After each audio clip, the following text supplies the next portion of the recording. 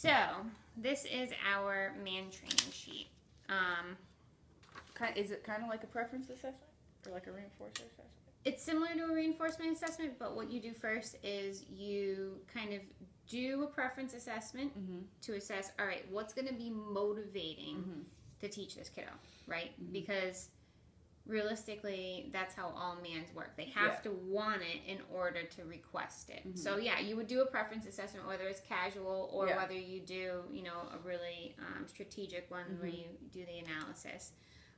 So you figure out the items that are going to be most likely that they're going to reach for, and then that's what you would use for this. So we've got water, ice cream, ball, marker, and Altoids.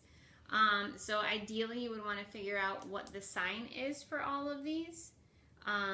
Since I don't know what, we'll take out ice cream right now.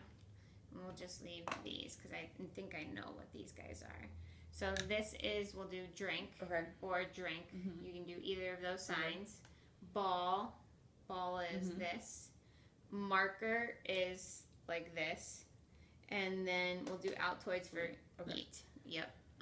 So then what you would do is, I'm just going to show the data sheet. We have our man training data sheet here. All right. You would write down all of the reinforcers at the bottom of the page. So for A, we would say drink, and then B, ball, C, marker, and D, eat.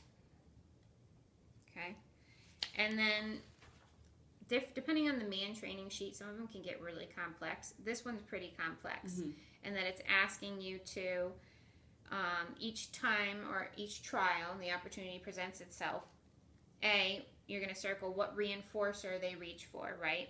And then you're going to enter data, and you've got a minus, a P, and a plus. So here there's two different levels of manding, and manding level 1, if student points or reaches for the item but does not use a word or sign to get it, you circle minus, right? So there was no verbal, no approximation used, there was nothing. That would be a straight minus. If the student said a part of the item's name to get it, or they did a sign to get the item, then that would be P. But it would have to be like that partial, like approximation. It wasn't like a perfect accurate, right? But if the student says the item's name or signs it wholly without my help or your help, then it would be a plus. So that would technically be like an independent response. Okay? So you've got negative for didn't do it at all. P was like, yeah, they partially did it, or they did it with a partial prompt, and plus was 100% independent. Okay? I believe man level 1 is when, and you can kind of read through here a little bit more because it breaks it down, but man level 1 is when all of the items are present, and that's when you're training. The second level is when you have those out of view, and it's more what we call like a natural mand, right? So more typically what would happen in the environment. Like a kid's hungry and they want to say eat. It's not because they saw goldfish at snack and they're asking for eat. So this will be a level 1 mand. Okay. All right. So I've got my items written down, and then I'm also, if you say words, then I'm going to write them down too, so I have some anecdotal information because that could be useful, right, in talking with like the speech and language pathologist or the teacher and choosing programs that we might want to really isolate out or do those sorts of things. All right. So. As part of an antecedent to the trial, and obviously I'm going to have all of my things out on the table ready to go. I'm going to have done my preference assessment. I've got my sheet here ready, and I'm going to make sure that you're ready. You're not scrambling around on the floor. All right, you ready? Okay, so I'm going to put out all of these items, and then I'm just going to kind of like show them to you, maybe the ball or water. I might even let you play with some items just so that you kind of get into them a little bit, right? I'm going to say, okay, my turn. I'm going to wait for you. Drink! Good! Drink! You wanted to drink, and that was awesome. So that was what kind of a response? What should I circle? A plus. Perfect.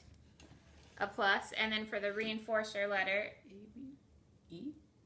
A. Okay, because you wrote it there. A. Yep. Yep, so I would circle A for drink.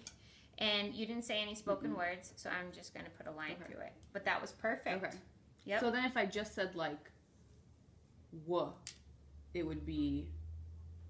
Good. So what I would have to do is I would have to implement the consequence, right? Or my error correction procedure for that. So the desired item is in view but out of reach. You man for item, you say any part of the item name, that's your response. And then here it says consequence. I give you vocal model, I name the item, and then give you immediate access to it. Okay, so I would do the error correction procedure. Say you said what, I'd be like water. Hopefully you would respond by imitating me or echoing me, and then I would give you the water. Good, that is water. Okay, ready for round 2? And then I might switch this up. Just because hopefully I can get you to reach for a variety of different things, not just one over and over again. That's right.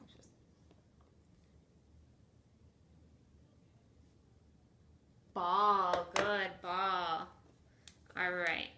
So I wasn't quick enough. Ideally, I would take it away before you touched it. Okay. But still, it works, right? So you take it away, you wait for them to ask for it. Yep. And I gave you a little bit of a pause, but if you didn't say it by yourself, I would have prompted you to do the ball. So what would I do here for data? It's a minus. No, Since I touched it? It was a plus, right? Oh, okay. Because it's not your fault that I didn't take it away soon enough. Okay. So then plus, but then no spoken words. Plus, yep, no spoken words, because you said the... it was B. And B is for ball. Okay. So even if it's kind of like prompted, not really prompted, but... Yeah, because it's not prompted, right? Okay. I didn't have to repeat anything. I didn't have to give you a partial prompt. I didn't do any, like, pieces of signs to get you to do it.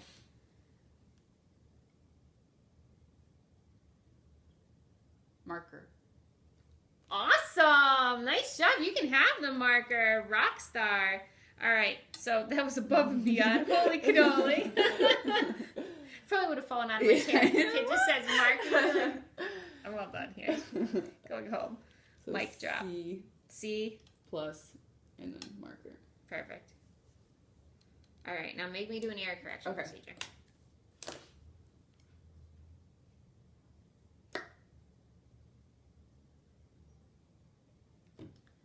Water.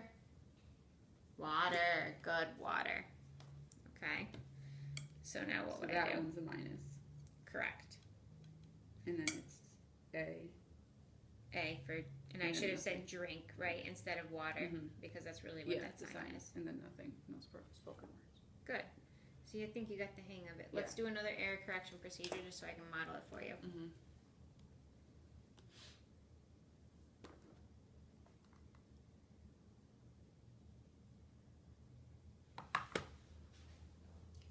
Ball.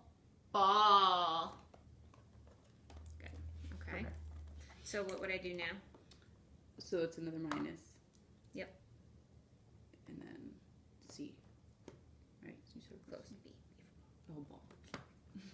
So what happens if over and over and over again, like maybe you're super hungry because you didn't eat lunch yet, and that's all you're picking is the food to eat? What would you do in that case? Would you probably make them like satiated object? You could, yeah. So you could like feed them snack and come back to it at another time. Good. But what else could you do? Or take it out and add something else? Exactly. Just take it off the table, right? If you're repeatedly asking for a drink because you're super thirsty, I'm going to say, okay, you know what, drink is no longer available. The other thing. Yeah. You know, maybe I'll add something else. We'll put a pen in there too. Yeah. And then that way you hopefully get them to choose a variety of stuff. Awesome. Okay, good. Do you want to switch? Do you want to try it? Yeah. Okay.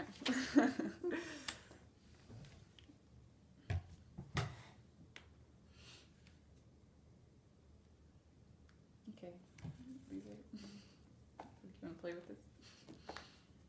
Okay, my turn. Which one?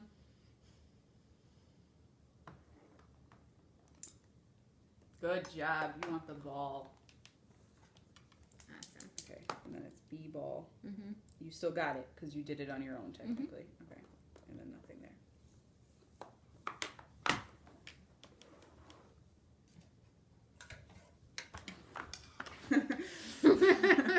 No.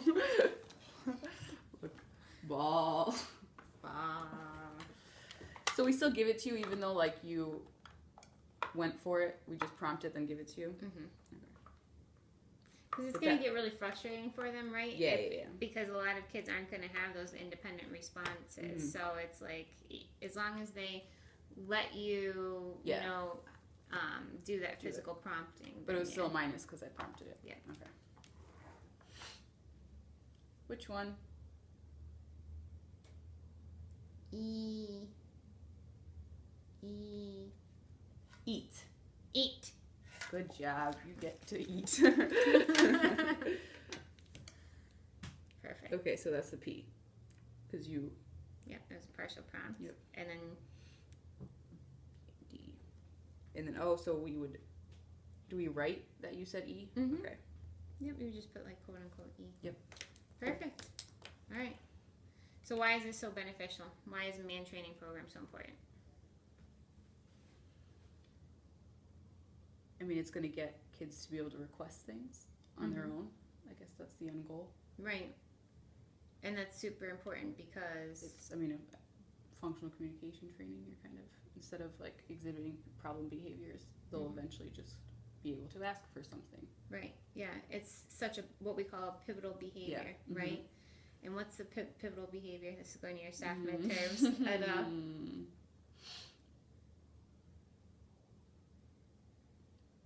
I mean, one we just need to be able to function. Yep, An close. hour. It's a pretty important one, right? A pivotal behavior. So think of it like like a pivot point, right? So if you've got like that ball, and then this is the pivot point, and then you learn one behavior here, and then another one over here. So as soon as they learn that Okay. pivot behavior, Mm-hmm. it opens up the access to reinforcement in a variety of other areas, right? So Yeah. it's just such a crucial thing Yeah. because as soon as they learn to be able to use language, then like you said, right, it decreases problem behaviors. Then we can also start working on social connections. We can start using that in some of our programming. So it really it opens up the opportunity for them to make a lot of gains. Yeah. All right, cool. Thanks. Thank you. All right. Awesome job.